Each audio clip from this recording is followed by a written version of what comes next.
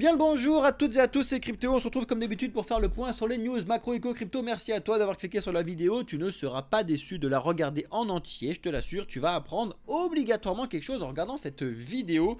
Parce que le but du jeu de nos vidéos, déjà là, c'est d'apporter des news, mais aussi de t'apporter de l'éducation sur l'écosystème crypto, la finance traditionnelle dans le monde dans lequel tu vis.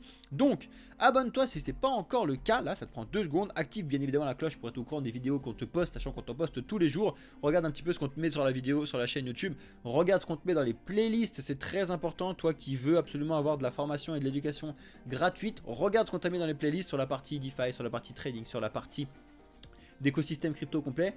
Lâche-toi là-dessus. Et surtout, lâche ton like. Vous êtes encore très peu à lâcher des likes sur la vidéo. Si on avait autant de likes que gens qui mettaient de vues, qui faisaient les vues, ce serait incroyable. Lâchez-nous un like, les amis, c'est le meilleur soutien que vous puissiez nous faire. Ça vous prend une demi-seconde. Faites-le et lâchez un petit commentaire pour pouvoir un petit peu faire aussi du soutien. Mais surtout, si vous avez des questions, lâchez-vous dessus, les amis.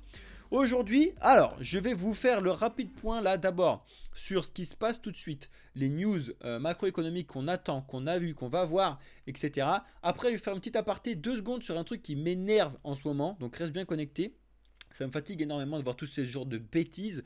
Et après, on va passer aux news et surtout en fin de vidéo, on va regarder tout ce qui se passe sur le Bitcoin actuellement. Donc, reste bien jusqu'à la fin de la vidéo, comme d'habitude.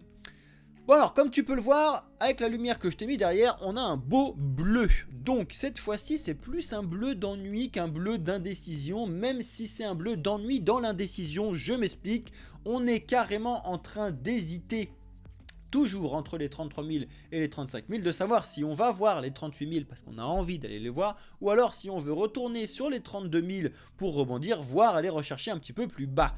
Je vous ai déjà expliqué pas mal de choses sur cette montée complètement fake, que pour moi il faudrait aller rechercher au minimum les 27 200 pour pouvoir repartir sainement. Je vous cache pas que le mois de novembre me fait assez peur, on vient de démarrer très haut, très haut. Tout va dépendre de pas mal de news qui vont se passer, des news attendues et des news pas attendues. Aujourd'hui, donc toi qui regardes la vidéo, normalement tu as déjà eu le retour du FOMC et de ce qui s'est passé suite à Jerome Powell. Donc nous là on est en direct en train de le voir, donc il ne se passe pas grand chose. Il y a de fortes chances qu'il se passe des dingueries si il annonce une dinguerie. Par contre, s'il fait toujours le canard et qu'il ne se passe rien, il va bien évidemment rien se passer. Mais tu l'as vu déjà aujourd'hui, on a eu une petite belle dinguerie quand même, je trouve, sur l'indice ISM manufacturier, donc l'indice de la thune qui est mis dans la partie manufacturière, bref, sur le rapport qu'on a eu, pour te dire à quel point c'est grave, entre guillemets, cet indice qui baisse énormément. C'était qu'on avait eu une belle montée depuis juin, juillet, août, septembre. On a eu une très belle montée, donc c'était des très bons signes macroéconomiques pour une reprise donc de l'économie américaine, etc. Et là, de le revoir baisser à des taux proche de, un niveau proche de ce qui s'est passé en mars, si tu te souviens de ce qui s'est passé en mars, personnellement, ça fait un petit peu flipper. J'espère que Gary va nous en parler un petit peu. J'espère que notre ami Jérôme va nous en parler ce soir pendant les FOMC. Si tu n'es pas encore au courant de tout ça, c'est très important de suivre ce qu'il va nous dire parce que c'est des chiffres qu'il est obligé de regarder pour savoir s'il va réaugmenter ses taux, baisser ses taux ou stagner ses taux. Stagner ses taux, ça veut rien dire. En attendant, on va avoir cette décision là. Et toi, quand tu regardes la vidéo, normalement, tu l'as déjà eu parce qu'elle va sortir au moment où les taux sont déjà tombés. Normalement, pas de surprise 5,5. Si on a une surprise, écoute-moi bien, ça risque d'être énormément le bazar. Si là, on a une reprise à la hausse d'un coup, les marchés vont s'éclater au sol. Et par contre, si ça baisse tout de suite, ça veut dire que tout le monde va remonter. Regarde bien en fonction de ce qui s'est passé par rapport à ce que toi, tu sais en direct. Bref, donc sur le Bitcoin, on hésite, surtout les altcoins actuellement. Par contre, tu le vois, et c'est ça que je voulais te montrer, c'est qu'on en a quand même quelques-uns qui ont des énormes progressions. Je pense notamment au Solana, au NIR, au Rollbit et à l'INJ. C'est des gros projets, même la AVE qui remonte, mais le Solana, vous allez voir, on va en parler dans les news. Le Rollbit, on en a déjà parlé, pourquoi cette montée, etc. Et il y a quand même beaucoup d'argent qui est en train de passer de chez Bitcoin à toutes ces petites capitalisations crypto, on va dire, sachant qu'en fait l'argent fluctue. Pour l'instant, il n'y a pas d'argent de nouveau de créer, donc des dollars, des euros, etc. parce que c'est un peu trop haut. Donc l'argent de la finance traditionnelle est un petit peu parti sur Bitcoin comme tu l'as vu. Et là actuellement on a un petit peu de Bitcoin qui commence à se déplacer rapidement sur les altcoins. Vu que c'est en train de stagnouiller chez Bitcoin. Donc on va se faire une rapide petite aparté, juste 2 secondes. Parce que j'en ai marre d'un truc actuellement, je n'en peux plus de devoir vous dire ceci n'est pas un conseil en investissement. Alors, je ne vous le dirai plus du tout. S'il y a des membres du gouvernement, bonjour à vous, venez me péter les reins si vous voulez. J'en ai marre de dire cette phrase tout le temps parce que ça me fatigue de devoir materner les gens qui n'ont pas besoin d'être maternés. Les gens sont grands, éduqués, savent combien ça fonctionne, etc. On est passé d'un monde dans les années 70-80 où on pouvait faire tout et n'importe quoi, zéro sécurité, tout le monde s'en fout, à un monde maintenant en 2020 où il faut ultra sécuriser tous les gens comme si les gens étaient des bébés de 5 ans qu'il fallait tout le temps leur empêcher de tomber et s'ils tombent, il fallait leur mettre un coussin au sol. Non. Donc, non, on ne fait pas de conseils dans l'investissement, mais je ne vous le dirai pas. Par contre, ce que je vais commencer à vous dire, c'est que quand on vous fera un conseil en investissement, on vous le dira. Donc partez du principe que s'il n'y a pas de mot qui vous dit ceci est un conseil en investissement, tout n'est pas un conseil en investissement. Point barre. À un moment, il faut arrêter de dire des bêtises. Donc, ceci est un conseil en investissement, et c'est pas une blague, je vous le dis en direct en plus sur YouTube. Ceci est un conseil en investissement, peu importe votre investissement, que ce soit en immobilier, en voiture, en montre, en carte Pokémon, je m'en fous, en crypto, vous devez obligatoirement mettre sur papier des plans d'investissement. Pourquoi je vous dis ça? Parce que ces différents plans sont indispensables si vous voulez avoir un investissement qui fonctionne bien. Premièrement, et deuxièmement, il faut que vous arrêtiez d'essayer de copier des gens parce que ces gens n'ont ni votre fortune, ni votre temps, ni.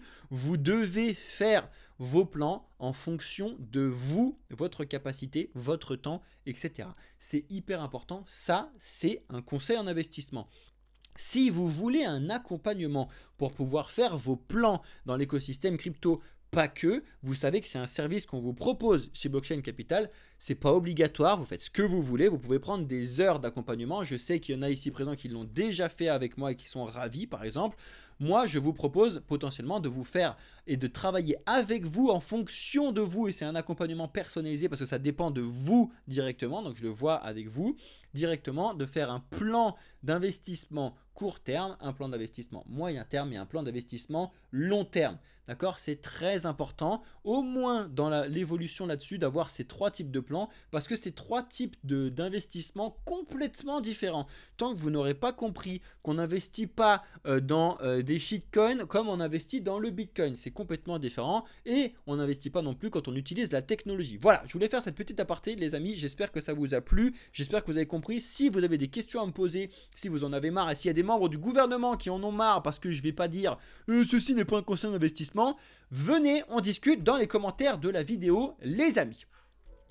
Voilà, je voulais vous faire un petit aparté parce que je trouve que c'est assez important et ça me fatigue vraiment de voir de partout tous ces trucs expliqués à tout le temps, il faut dire, il faut faire, on s'en fout, d'accord? C'est un peu fatigant de devoir tout le temps vous dire c'est comme si on donnait un couteau, on prend le couteau, ceci n'est pas pour se le foutre dans la tronche. Alors c'est complètement débile, hein, tout le monde le sait, donc tout le monde le sait, point barre, faut arrêter de materner les gens. Donc, en ce qui concerne les news et ce qui se passe actuellement, on arrive potentiellement petit à petit sur la fin de ce petit procès, à force, hein. Donc il va falloir le suivre. On a toujours un SBF qui s'est fait dégager complètement là par tout le monde, même son avocat et tout, c'est assez drôle. On a le juge qui lui marche dessus. Je sais pas ce qui lui attend, mais il lui attend pas des beaux jours, notre ami.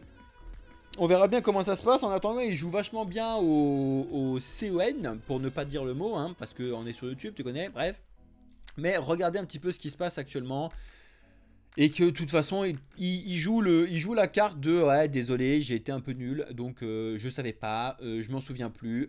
Et du coup, ça fatigue un peu le juge, même ça le fatigue énormément. Sachez quand même une chose, c'est que, je vous l'ai déjà dit, mais ce personnage qui est Sam Bankman-Fried a eu en fait de la chance. Et c'était l'inverse de Bruce Willis dans Die Hard.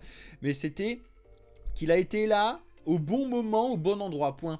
Parce qu'en fait, c'est un gars qui comprenait rien à l'écosystème crypto. Il l'a dit fondamentalement, je ne connaissais rien du tout. Il ne comprenait rien non plus à la finance traditionnelle. Il ne faisait juste que de l'arbitrage. De l'arbitrage, je vous ai déjà dit comment ça fonctionne. Si tu n'as pas compris ce que c'est, pose-le-moi en question dans les commentaires, rejoins-nous sur Discord, on va discuter. Il ne faisait que ces trucs-là et il s'est dit, je pense qu'il y a plein de trucs à faire de l'arbitrage dans l'écosystème crypto. Go, je vais monter un truc dans l'écosystème crypto. Et en fait, comme il avait des bonnes personnes qu'il a rencontrées au bon moment, il est monté en flèche pendant pile, il est arrivé pile au moment où tout pétait un câble à cette époque-là. Insane.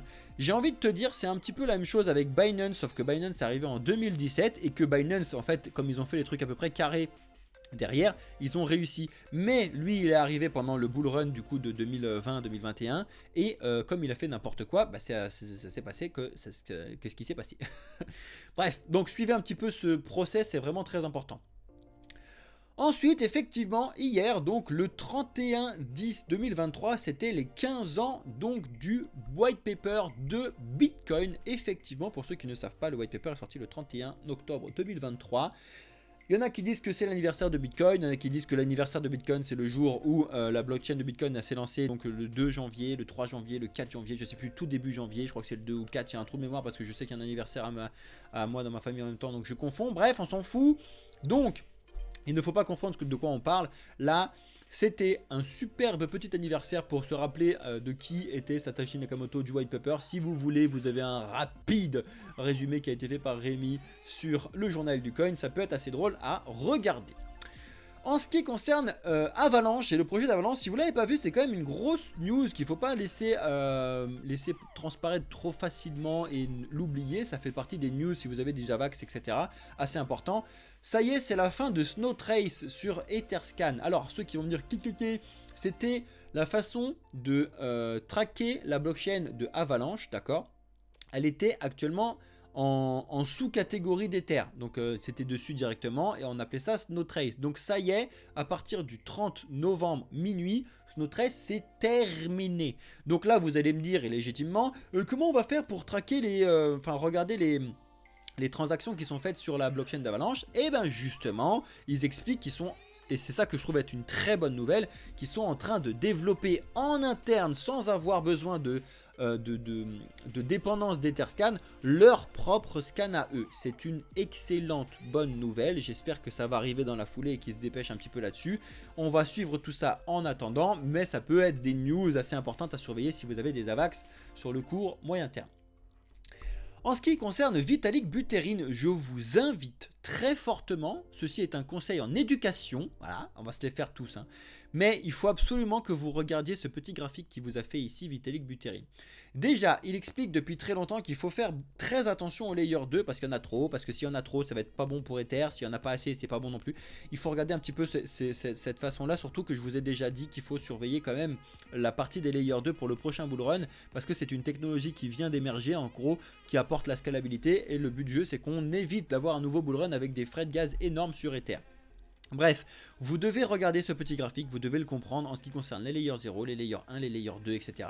Vous avez une petite explication du pourquoi, vous avez une petite explication de ce que c'est. En plus, il a mis un petit élément classique dessus, je trouve ça très bien foutu. Ça parle à n'importe qui, traduisez-le si vous ne comprenez pas l'anglais. Mais ça c'est important, ceci est un conseil en éducation. Bref. Ça aussi c'est une très bonne nouvelle, on a Consensus, donc ceux qui sont derrière Metamask, qui expliquent qu'ils vont enfin me péter ma page apparemment. Bon, tant pis, on va la perdre de la part de trucs. Est-ce que je l'ai? J'ai perdu ma page. J'ai perdu ma page, c'est génial. Bon, on s'en fout. On a Consensus. Ah oui, c'est parce que j'ai cliqué sur Consensus. My bad. On a Consensus qui annonce qu'ils vont enfin mettre et développer un outil MetaMask qui va empêcher ou du moins t'avertir quand il y a des affaires de phishing. Donc tu sais, c'est ce qui te fait cliquer sur un faux truc pour que tu arrives sur un faux document, etc. Et après, le but du jeu, c'est donc de te siphonner ton MetaMask, de récupérer tes clés privées, de récupérer tes soldes, etc. Donc ça fait plaisir. Je ne sais pas encore comment ça va être mis en place. On ne sait pas encore combien de temps ils vont prendre pour le développer, mais ça fait partie des très bonnes nouvelles à surveiller. On a Tether, donc ça je vous l'ai montré, qui continue à expliquer, je vous le rappelle parce que c'est très important, surtout en ce moment. Ils veulent et ils essayent de mettre en place une transparence au jour le jour, plutôt que de faire des rapports trimestriels. Ils veulent avoir une transparence au jour le jour de où sont actuellement les dollars qui sont placés directement chez Tether, parce que tu le sais que tu mets $1 et te rend $1 en USDT. C'est pas exactement ça, ils prennent un petit pourcentage, hein, parce que mais tu sais qu'ils sont déjà placés beaucoup sur les T-bills. Ça, c'est quand même un petit peu flippant aussi. Voilà, hein, voilà. Parce que si jamais l'économie américaine se pète la tronche, bon, après tu me diras, le dollar vaudra plus rien, donc ce sera pareil. Mais bon, sachant que c'est quand même important d'avoir cette transparence, ça fait un gros travail et ça fait plaisir. Comme d'habitude, mon truc s'est pété sur le Business Insider, ça me fatigue. Donc où est-ce que je peux le remettre là-dessus? Voilà, on a Elon Musk dans ses plans, toujours pour ces gros plans X là, qu'ils sont en train de mettre en place. Ça me fatigue ces pubs là, j'en peux plus. Bref, je vous explique le truc, après je vous montre les dingueries qu'il y a sur Gary Gensler. Mais son gros plan X, il veut vraiment que la plateforme X soit pour tout, d'accord? Que tu puisses faire du paiement, donc que ce soit une banque, que tu puisses rencontrer ton ou ta ou tes ou truc hamster dessus, remplacer Tinder. Il veut que ce soit l'endroit pour discuter entre tout le monde, il veut que ce soit l'endroit pour les cours. Bref, il veut que ce soit un peu le WeChat, si tu ne connais pas WeChat, aux États-Unis. C'est bien et c'est pas bien, je vous l'ai déjà dit, mais c'est les évocations qu'il nous fait là-dessus. Voici la petite vidéo de notre ami Gary Gensler qu'il faut absolument que vous alliez voir, qui est il a la même tronche, hein, parce qu'il n'a pas changé, mais ça c'était de 2019, hein, cette vidéo, même si le tweet il date de là, il y a 2 jours, mais la vidéo est de 2019. Dans cette vidéo qui fait 19 secondes, écoutez-le, il explique qu'il ne comprend pas pourquoi la SEC n'a toujours pas validé des ETF Bitcoin Spot. Je sais pas si vous vous rendez compte de l'hypocrisie du gars. C'est-à-dire qu'en 2019, quand il était au MIT, qu'il expliquait un petit peu tout ça et qu'il faisait des cours sur la blockchain et sur Bitcoin, il expliquait c'est trop bizarre, la SEC elle approuve des contrats futurs sur Bitcoin, sur Ether, le GBTC, machin truc et tout. Par contre, des ETF Bitcoin Spot, toujours pas, c'est quand même très bizarre. Il explique ça. Et quelques années plus tard, quand il se retrouve à la tête de la SEC, il ne veut surtout pas, et c'est lui qui freine à fond les ETF Bitcoin Spot. Il y a un réel problème dans sa tronche à ce mec-là. Pour le coup, psychologiquement parlant, je pense qu'il devrait aller voir quelqu'un. Et ça serait bien qu'il le fasse. Mais bon, ça fait polémique à chaque fois que ça ressort. Tu le vois bien, ça fait beaucoup de vues, ça fait beaucoup de clics. Je sais pas si c'est ce que je vous ai mis dans le titre. En attendant, ça fait beaucoup de bazar et il faut le savoir. Deuxième chose qui fait très rire toute la communauté crypto, c'est son superbe tweet qu'il a mis sur Satoshi Nakamoto pour souhaiter un joyeux anniversaire à Bitcoin. Il a souhaité un joyeux anniversaire à Bitcoin quand même. C'est quand même drôle, hein. Bon, après on sait quand même qu'il aime un petit peu Bitcoin et que c'est les altcoins surtout qu'il aime pas. Mais bon, sachant tout le bazar qu'il est en train de mettre sur les exchanges, sur l'écosystème crypto en général, c'est quand même très risible de lire ce genre de truc, hein. Bon, bref, on passe à autre chose. En ce qui concerne notre petite affaire, toute petite affaire sur le Terra Luna avec notre ami Do Kwon, tout simplement dans les échanges qu'il a avec la SEC, il explique qu'il faut que... Il est en train de demander, s'il vous plaît, laissez tout tomber, laissez-moi partir, tout va bien se passer. Non, tu as fait n'importe quoi avec le Luna pour essayer de combler la chute de l'UST, donc tu dois payer, tu dois trouver des trucs dessus, c'est comme ça que ça va se passer, et ça se passera comme ça, point, bah. Donc petit Do Kwon, désolé à toi. En ce qui concerne le bot Unibot qui est là pour pouvoir vous aider à trouver des airdrops, sachez qu'il y a eu un superbe bug sur leur plateforme. Ils ont expliqué dessus hein, que tous les fonds qui ont été dérobés ou quoi que ce soit seront compensés, qui sont en train de travailler dessus, etc. Bon, j'ai envie de te dire classique shit, hein, on commence à être habitué un petit peu à tous ces trucs-là. On a les adresses des drainers, etc. Bon, faites très attention, comme d'habitude, quand il y a de la gratuité, il y a énormément de hackers. Je vous ai déjà dit, les trucs gratuits, c'est pas de la magie. Putain, ça c'est une vraie phrase. C'est une vraie phrase, on va se le garder ça. Les trucs gratuits, ça n'est pas de la magie, d'accord? Très bien, on l'a entendu. Ça c'était pour Xarlac parce que je sais qu'il aime bien faire des clips. Franchement, les trucs gratuits, c'est pas de la magie. J'en peux plus de voir les gens qui vont foutre des airdrops en pensant qu'ils vont avoir un truc gratuit d'une crypto qui va valoir des milliards et qui seront milliardaires en ayant investi 0. Ça n'existe pas. Il faut se réveiller 2 secondes. À la rigueur, vous allez pouvoir vous faire quelques dizaines, voire quelques centaines d'euros avec des trucs gratuits. C'est quand même pas mauvais, ça c'est clair. Mais de passer de 0 à 1 milliard, réveillez-vous 2 secondes. D'accord ? On a le géant A16Z qui va consacrer 3,4 milliards de dollars aux jeunes entreprises, notamment dans le secteur crypto. Donc c'est un gros VC, donc un gros venture capital qui explique qu'il va investir beaucoup d'argent dans les startups de l'écosystème crypto.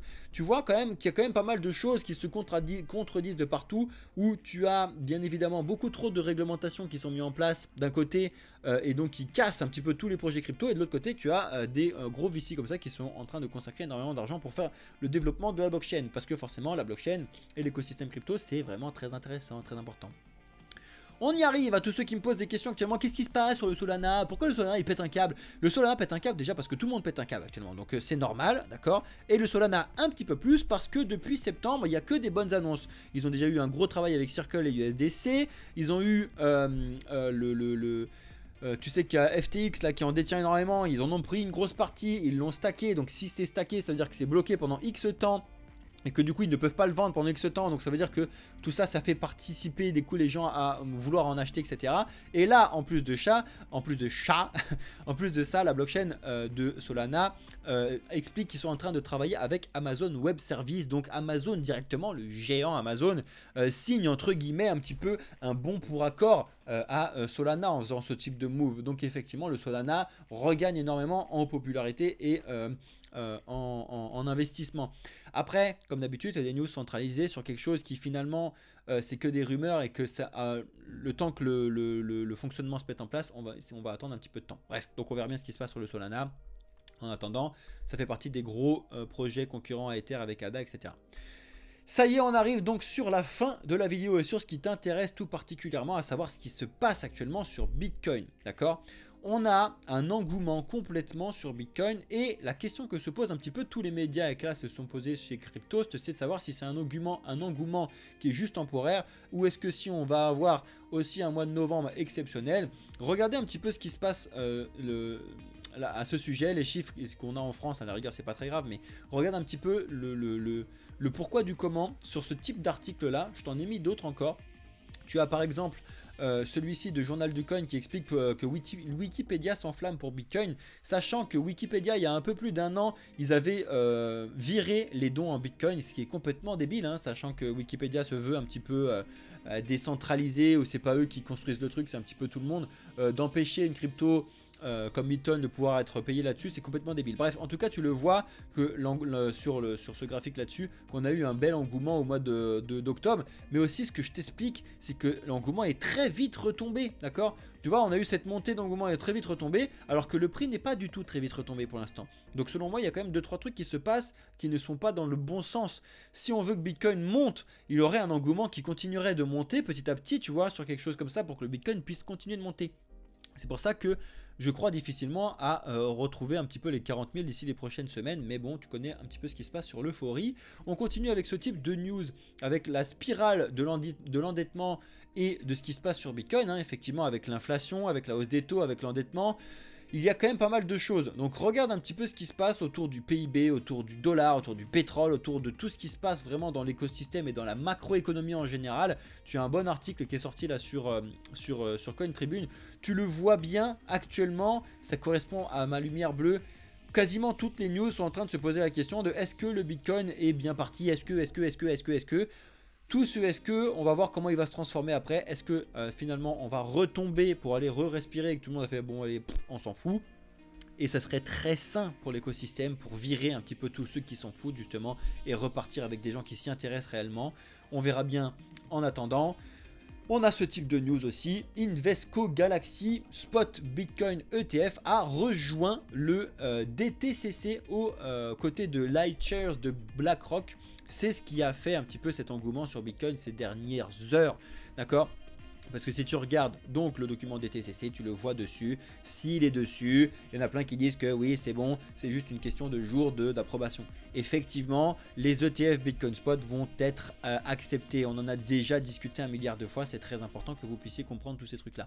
Bref, après qui du premier, du deuxième, du machin, etc. et comment ça va être mis en place, on verra bien. En attendant, ça fait donc... Les rumeurs continuent, la fake landing continue et on avance toujours. Et voilà le dernier document que je voulais te montrer sur Bitcoin actuellement, avec CoinTribune encore une fois.